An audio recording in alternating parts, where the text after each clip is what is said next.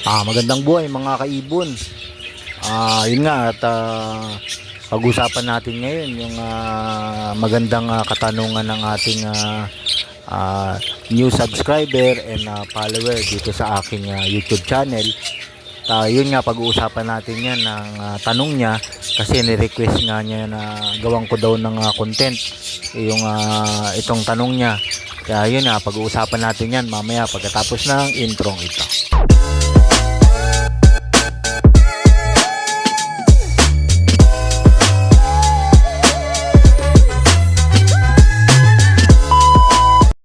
Welcome back mga kaibon. Yun nga, for today's video, gagawin ko nga ng content yung request ng ating new follower and subscriber dito sa aking YouTube channel. Yun nga, ang tanong nga niya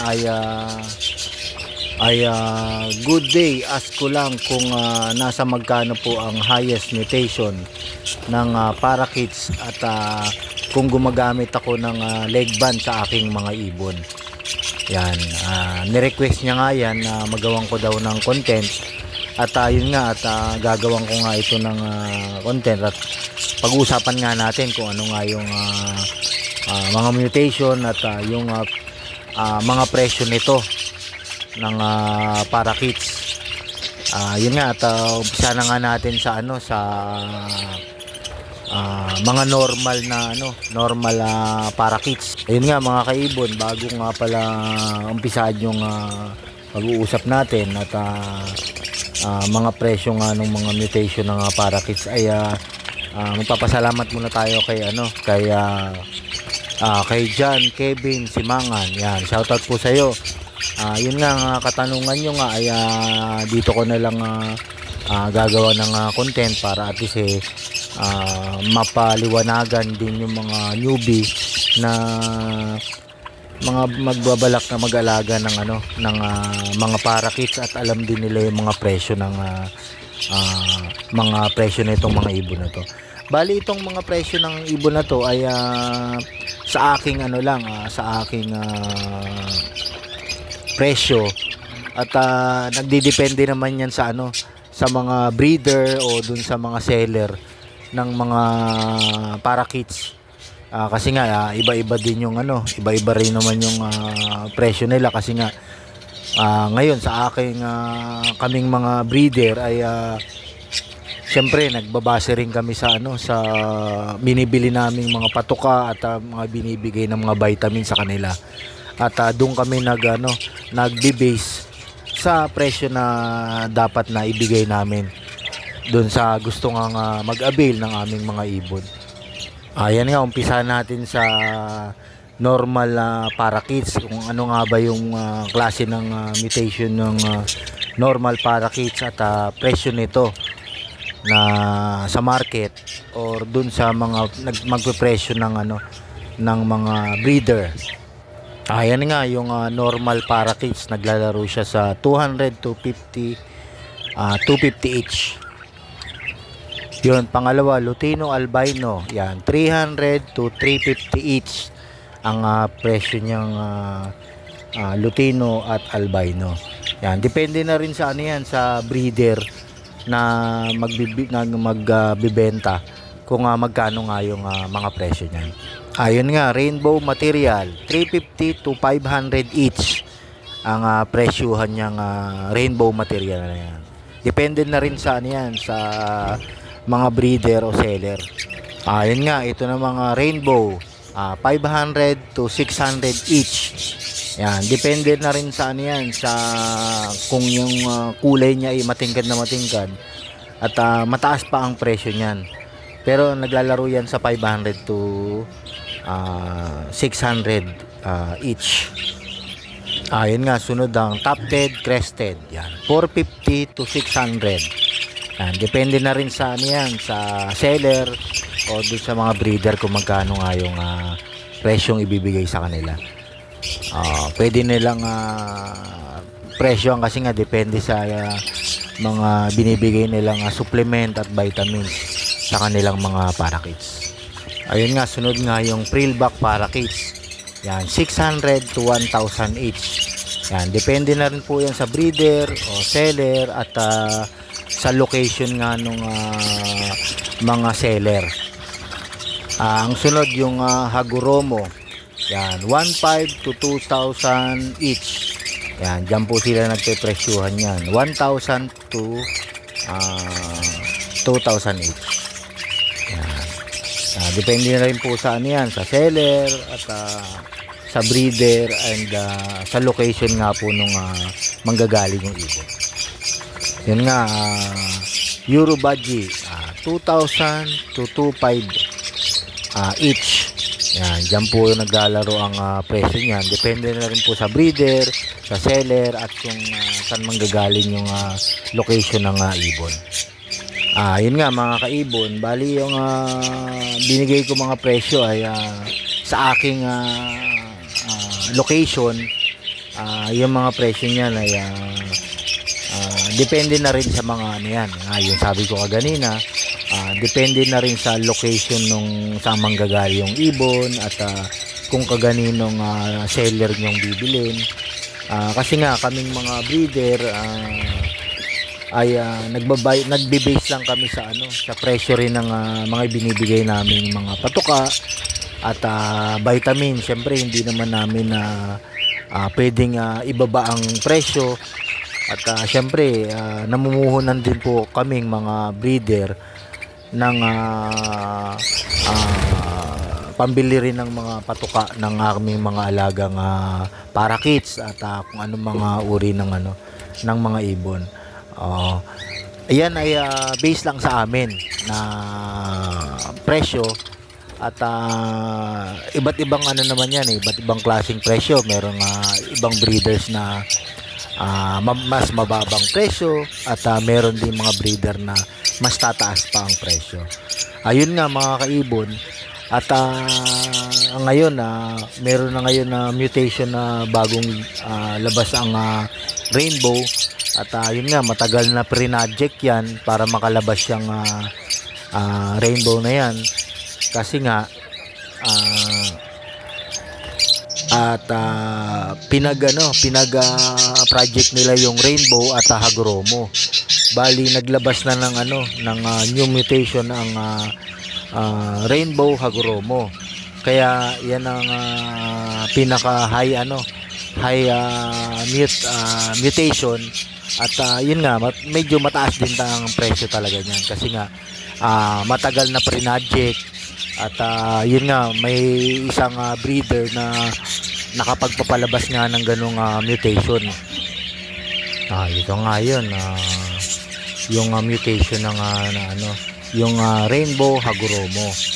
Yan, naglalaro yan sa 5,000 to 6,000 each. Yan. Depende na rin nga yan sa sinabi ko sa seller, sa breeder at sa location nga ng ng lugar ng panggagalingan ng ibon. At depende na rin nga yan sa presyo niya kung meron pang mas bababa diyan or tataas ang presyo. Kasi nga yan ay talagang pinag-isipan at ginawang project at inantay para makabuo nga ng rainbow Hagoromo. Yun nga mga kaibon, iyang binigay kong mga presyo niyan ay base lang sa mga sa mga breeder, seller na dito sa atin sa Pilipinas. At hindi naman tayo mag-aano ng presyong mababa or pwedeng ibaba or pwedeng itaas. At nagdidepende na rin po sa yan sa binibigay nating mga feed sa kanila, vitamins at kung ano-ano yung para mapabuti nga yung mga mutation nila at yung mga kalusugan. At yun nga at sana naman ay nasagot ko na nga yung katanungan ni John Kevin Simangan na yung mutation na mataas ang presyo. At yun nga at nagdidepende na rin yan kung yung itong mga ibinigay kong presyo kung mababa pa or mataas, at depende na rin talaga yan sa ano, sa magbebenta ng mga breeder at seller. Opo. Yun nga, itong ano lang naman ay ang parang guide ko lang naman ito sa mga gustong pasukin yung pag-iibon. At kung medyo mataas nga yung binigay kong presyo, ay pinapantay ko lang naman sa mga binibigay nating mga patuka sa kanila at vitamins. At ayun nga, may isa pa siyang ano, may isa pa siyang tanong na si John Kevin na simangan kung naglalagay ba daw ako ng leg band sa aking mga alagang parakeets. Opo, naglalagay din po ako ng mga leg band dun sa mga high mutation ko na gusto kong gawing breeder at hindi siya for out. Yun nga, para for identification nga rin yung paglalagay natin ng leg band, at importante po yan sa mga katulad kong mga breeder at seller, na kailangan din natin maglagay nga ng ano, ng leg band sa ating mga ibon. Hindi lang sa parakeets at sa ibang mga ibon din, na importante nga yan, kasi nga diyan natin makikilala yung pagkakakilanlan ng ibon. At syempre diyan sa leg band na yan ay mapapagawa natin personalize, at ilalagay natin yung ano, yung ating pangalan. Halimbawa sa akin, yung sa leg band ko ay MBA Loop and Aviary. At yun nga, syempre pagka nabili nga yun, nabili ng isang buyer, at malalaman nila kung kanino nga galing yung ano, yung ibon na yon. At kung may benta pa niya o may benta pa sa pang ilan-ilang salin na gustong bumili, at yun nga, makikita nila yung kaganino nga yung pinanggalingan ng ibon na yon, kung kaganino, at kung anong mutation. At pang ano rin yon, yung leg band na yon, syempre may mga numero yon. Doon din natin malalaman kung ilan na nga yung ibon na na-breed natin, kung pang ilan or kung ano yung mutation nila. Depende na rin sa ano yon, sa mga breeder, kung anong pwedeng ilagay dun sa ring band. Halimbawa, may pwedeng ilagay na ano, mutation lang ng rainbow. Kung ilan yung rainbow na yon. Tapos pwede rin na magamit yun sa mga may mga permit na mga ibon. Siyempre kailangan din yon na leg band, kasi doon nila malalaman kung kaganino nga yung naka-certificate na ibon na yon, kung sino nga yung pinaka first owner ng ibon na yon o pinanggalingan, at kung ano nga linyada. Yun ang sinasabi. Ayun, importante yun sa akin, kasi yun nga, yung paglalagay ko ng leg band ay pili lang. Ang nilalagay kong leg band dyan, yung gagawin kong foundation na foundation bird, na yun ang gagawin kong breeder. Doon lang ako naglalagay ng leg band sa aking mga ibon. Bali, ang pangalawang nilalagay ko yung cable tie na may mga ano, may mga color, at doon ako nag-ano sa color coding na ginagawa ko, yung sa tire cable tie, na nilalagay ko yung mga kulay na pagkakakilanlan ko na kung magkakapatid nga sila. Kasi nga hindi kasi ako nagbe-breed ng magkakapatid, at doon ko binibase sa kulay ng cable tie, na kung makikita natin sa aking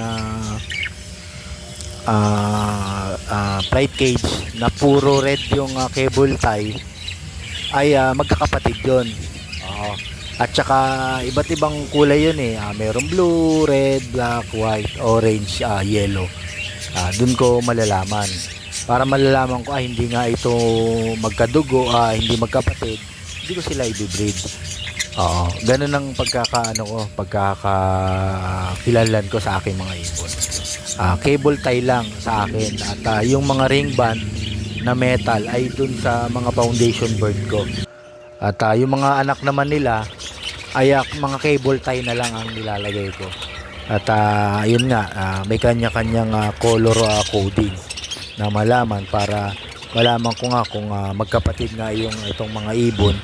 Kasi nga sobrang dami na nga ng ibon, halimbawa sobrang dami na nating ibon, hindi natin malalaman kung sino nga yung magkakapatid. At basta magpapares na lang tayo na kung sino-sino. Yun nga, kasi nga sa aking experience, hindi talaga ako nagpapares ng magkapatid. Ayun nga, meron nga akong ginawang content niyan na video na ang title nun kung pwede bang ipagpares yung magkapatid. Yun, panoorin nyo na lang dun sa aking video. At ayun nga, at hindi nga ako talaga nagpapares.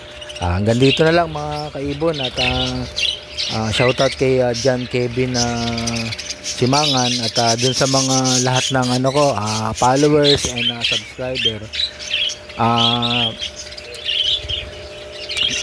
Paano na rin tayo, patulong na lang po ako ng sa aking YouTube channel, ang MBA Lope and Ibieri, na patuloy nyong suportahan at subscribe.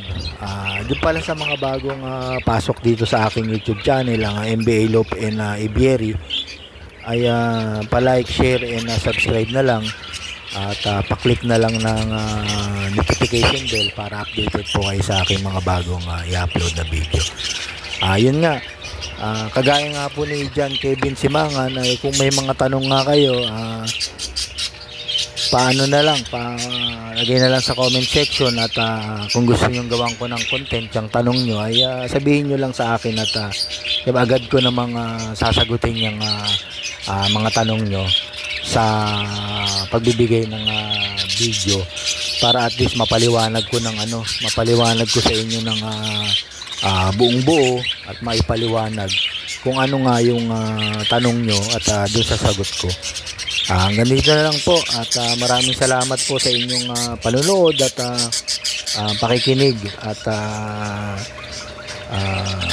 patulong na rin po at yun nga po, pa-like, share, subscribe at pa-click na lang ng notification bell para updated po kayo sa mga bagong video na aking mga i-upload.